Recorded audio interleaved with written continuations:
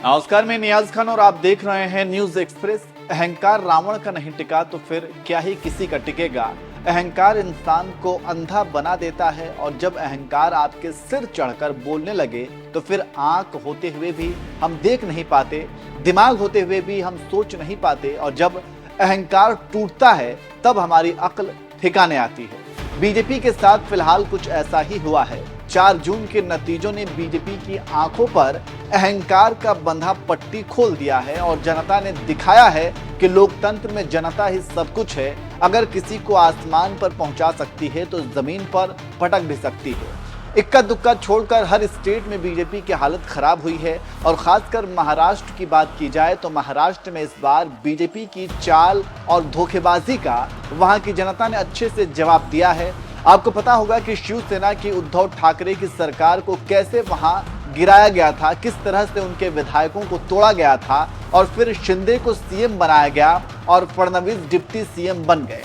BJP और शिंदे गुट की इस धोखाधड़ी से महाराष्ट्र की जनता में काफी गुस्सा था और फिर समय आया बीजेपी को सबक सिखाने का और वो समय था लोकसभा चुनाव 2024 का। 4 जून को जब महाराष्ट्र का नतीजा आया तो बीजेपी को बड़ा झटका लगा। 48 सीटों में एनडीए को सिर्फ 17 सीटों पर सिमट कर रहना पड़ा, जिसमें बीजेपी को 9 सीटें, शिंदे गुट को 7 सीटें और अजीत पवार की एनसीपी को 1 सीट मिली। वहीं दूसरी तरफ इंडिया गठबंधन ने 30 सीटों पर कब्जा कर लिया, जिसमें कांग्रेस ने 13 सीटें, शिवसेना उद्धव गुट ने 9 सीटें और शरद पवार की एनसीपी ने 8 सीटों पर जीत दर्ज की।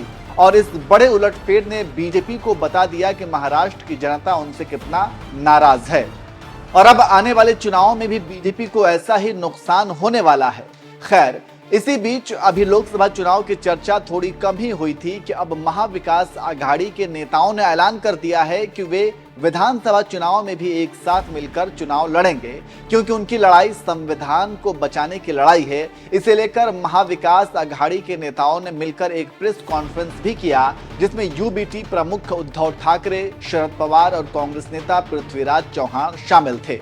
प्रेस कॉन्फ्रेंस में शरद पवार ने पीएम मोदी का धन्यवाद करते हुए तंजिया अंदाज में कहा, जहां जहां मोदी ने रोड शो और रैलियां की उन सभी जगहों पर महाविकास आघाड़ी की जीत हुई है, इसलिए मैं पीएम मोदी का भी धन्यवाद करना अपना कर्तव्य समझता हूं। आने वाले विधानसभा में मोदी की अधिक से अधिक सभाएं होनी चाहिए ताकि हम मोदी के कारण स्पष्ट बहुमत की ओर बढ़ते रहें। वहीं शरद पवार के बाद यूबीटी प्रमुख उद्धव ठाकरे ने कहा कि महाराष्ट्र की जनता ने बीजेपी को आईना दिखाया है। हम महाराष्ट्र के लोगों के बहुत आभारी हैं। ये लड़ाई संविधान और लोकतंत्र को बचाने की थी। अब मोदी सरकार बदलकर एनडीए सरकार हो गई है। यह सरकार कितने दिन काम करती है ये संदिग्ध है। हम साथ मिलकर विधानसभा चुनाव लड़ने जा रहे हैं। उद्धव ने आगे कहा, वो किस वोट जिहाद की बात कर रहे हैं। मोदी ने खुद कहा कि मुसलमान उनके दोस्त हैं और वे उनके घर खाना खाने आएंगे। मंगलसूत्र, नौकरी, घर, क्या क्या नैरेटिव गढ़ा उन्होंने। उन्हें झूठी कहानी पर बात नहीं करनी चाहिए। अच्छे दिन आने वाले हैं, उनका क्या हुआ? मोदी की गारंटी का क्या हुआ? बीजेपी ने ही 400 का नारा दिया था, क्या हुआ अच्छे दिनों के नैरेटिव का? क्या हुआ मोदी के वादे का? देवेंद्र फडणवीस ने कहा था कि हमारी सरकार रिक्शे के 3 पैरों जैसी है। केंद्र की बीजेपी सरकार का हाल भी वैसा ही है। तो इस तरह से आप समझ गए होंगे कि महाराष्ट्र में अब आगे क्या कुछ होने वाला है और किस तरह से अब आगामी विधानसभा में भी बीजेपी को और शिंदे गुट को महाराष्ट्र में भारी नुकसान उठाना पड़ सकता है।